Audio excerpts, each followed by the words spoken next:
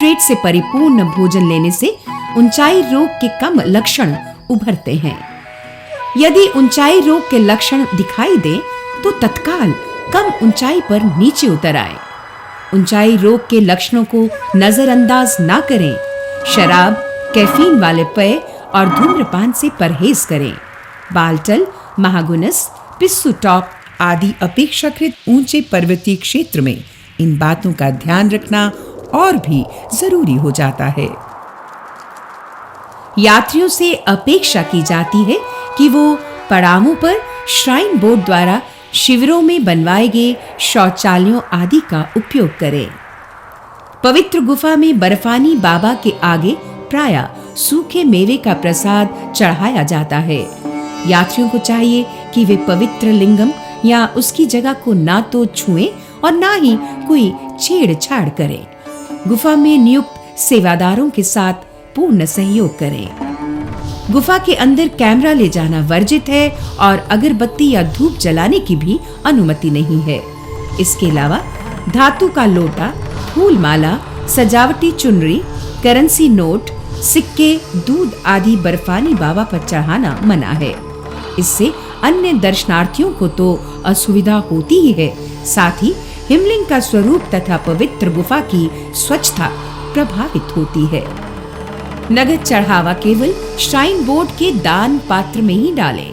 यात्री चाहें तो बोर्ड की वेबसाइट के माध्यम से भी दान कर सकते हैं। श्री अमरनाथ यात्रा के सफल आयोजन के लिए तमाम आवश्यक प्रबंध किए जाते हैं। श्राइन बोर्ड राज्य और केंद्र सरकार के सहयोग से यात्रियों की सुविधा के लिए स्वयं भी हर व्यवस्था करता है। यात्रियों के लिए हर पड़ाव पर सुरक्षा की विशेष व्यवस्था की जाती है। खाद्य वस्तुओं की सप्लाई का समुचित इंतजाम किया जाता है। यात्रा मार्ग पर जगह जगह मेडिकल सहायता केंद्र कायम करने का प्रावधान है। इन केंद्रों पर विशेष मेडिकल दल नियुक्त होते हैं जो रात दिन यात्रियों की चिकित्सा के लिए तत्पर रहते हैं। बोर्ड और सरकार की तरफ से यात्रा प्रारंभ होने से पहले यात्रा मार्ग साफ किया जाता है। यात्रा के हर पड़ाव पर आराम स्थल, शौचालय, भोजनालय और स्वास्थ्य सेवाओं की तमाम आवश्यक सुविधाएं उपलब्ध रहती हैं। रात्रि विश्राम के लिए किराए पर तंबू, गद्दे भी निश्चित दरों पर मिल जाते हैं। श्री अमरनाथ जी की गुफा तक जाने के दो मार्ग हैं। एक रास्ता पहलगाम से होते हुए गुफा तक पहुंचता है। ये परंपरागत यात्रा मार्ग जम्मू से 225 किलोमीटर की दूरी पर है। दूसरा रास्ता बालटल से गुजरता है और ये जम्मू से 414 किलोमीटर के फासले पर है। अधिकांश यात्री रेल द्वारा जम्मू पहुंचते हैं। मंदिरों की नगरी रेल मार्ग से देश भर के मुख्य राज्यों से जुड़ी हुई है। पड़ोसी राज्यों के यात्री बसों और निजी वाहनों में भी जम्मू पहुंचते हैं।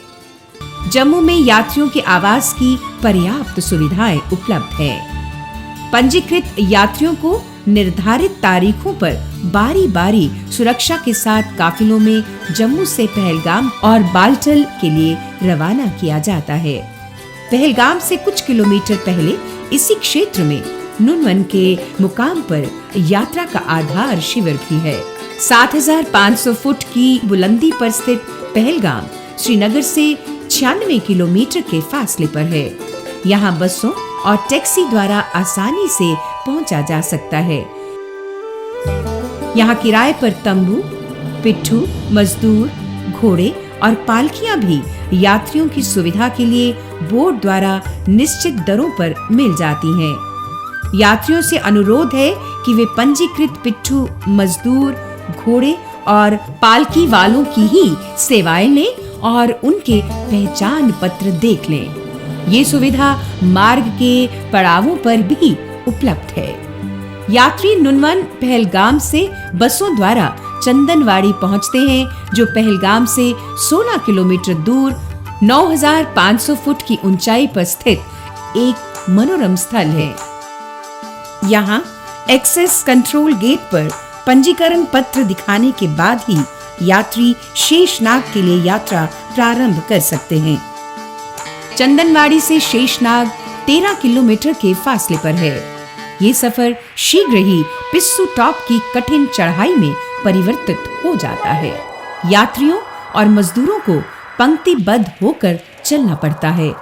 ये मार्ग काफी दुर्गम है और खतरनाक मोड़ों से होकर गुजरता है। 11,500 फुट की ऊंचाई पर स्थित पिस्सू टॉप में तेज ठंडी हवाओं का सामना करना पड़ता है। यहाँ मौसम अकस्मात खराब होने की आशंका बनी रहती है।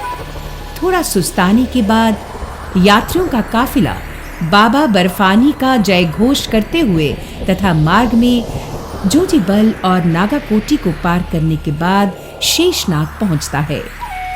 शेषनाग समुद्र तल से 11,730 फुट की ऊंचाई पर स्थित श्री अमरनाथ यात्रा का पहला पड़ाव है। बर्फीले पहाड़ों से घिरी इसी नाम की एक मनोरम झील है जो लिदर का उद्गम स्थान है। शेषनाग में ऑक्सीजन की कमी है। यहाँ कुछ यात्रियों को सांस लेने में कष्ट महसूस होता है। शेषनाग के आगे यात्रा बर्फ पर चलती है। यहाँ लगभग 5 किलोमीटर की कठिन चढ़ाई यात्रियों के दमखम की परीक्षा लेती दिखाई देती है। बावल पार करने के बाद यात्री यात्रा मार्ग के सबसे ऊंचे स्थान महागुनस टॉप पर पहुंचते हैं, जो 14,500 फुट की ऊंचाई पर स्थित है। शेषनाग से पंचतरणी तक का मार्ग इस यात्रा का सबसे दुर्गम भाग है। यहाँ एक तरफ ऊंचे ऊंचे पहाड़ और दूसरी तरफ गहरे गड्ढे देखकर यात्रियों को रोमांच हो जाता है। रास्ता रपटीला होता है।